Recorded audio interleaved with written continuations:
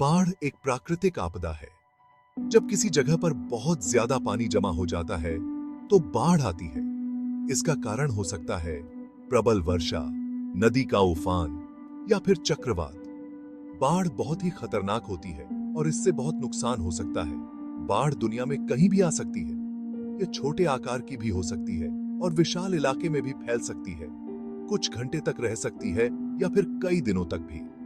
बाढ़ के बारे में हम सबको जानकारी होनी चाहिए ताकि हम तैयार रहें और सुरक्षित रहें। भारी बारिश बाढ़ का एक मुख्य कारण है। जब बहुत बारिश होती है तो नदी, नहर, तालाब सब भर जाते हैं और पानी बाहर आ जाता है। बर्फ पिघलने से भी बाढ़ आ सकती है। कभी-कभी बांध टूटने से भी अचानक बाढ़ आ जाती है। लंबे समय तक जंगल काटने से भी बाढ़ का खतरा बढ़ जाता है।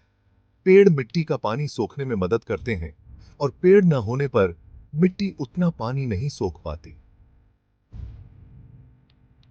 जलवायु परिवर्तन की वजह से भी बाढ़ ज्यादा आने लगी है और ज्यादा खतरनाक होती जा रही है।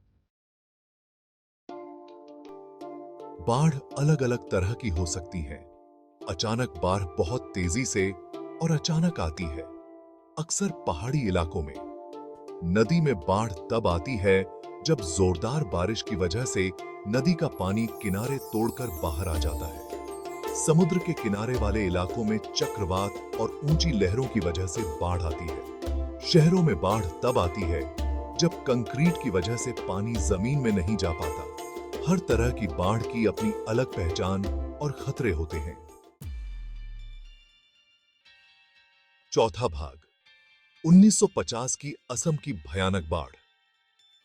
भारत के इतिहास में सबसे बड़ी बाढ़ 1950 में असम में आई थी।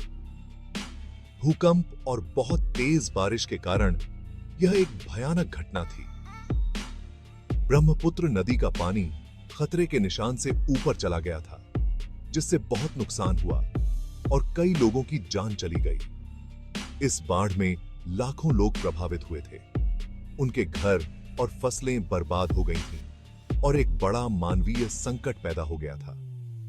इसे भारत के इतिहास की सबसे भयानक प्राकृतिक आपदाओं में से एक माना जाता है।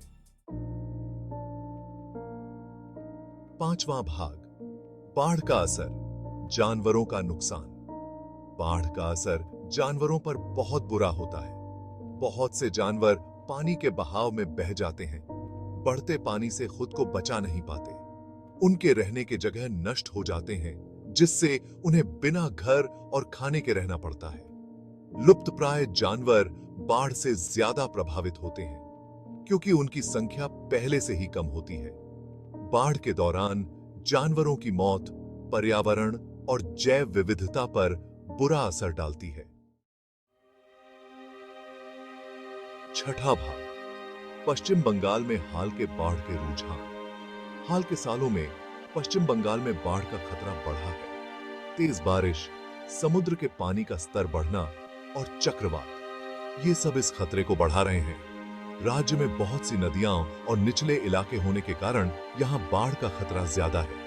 इन बाढ़ों ने यहां के ढांचों, फसलों और घरों को बहुत नुकसान पहुंचाया है। इनकी वजह से लोग बेघर हुए हैं और उनकी आजीविका छिन गई है। सातवां भाग, बाढ़ के असर और रुझानों को समझना। बाढ़ एक गंभीर प्राकृतिक आपदा है जिसके दूरगामी परिणाम होते हैं। तैयारी और नुकसान को कम करने के लिए बाढ़ के कारणों, प्रकारों और प्रभावों को समझना बहुत जरूरी है। पर्यावरण पर अपने प्रभाव को कम करने और बदलते जलवायु के साथ सामंजस्य बिठाने के लिए हमें कदम उठाने होंगे। बाढ़ के खतरे को कम करने और इंसानों और जानवरों की जान बचाने के लिए हमें अपने पर्यावरण की रक्षा, जल संसाधनों का उचित प्रबंधन और मजबूत बुनियादी ढांचे का निर्माण करना होगा। बाढ़ के रुझानों को समझकर और उनसे निपटकर हम एक सुरक्षित और अधिक टिकाऊ भविष्य बना सकते हैं।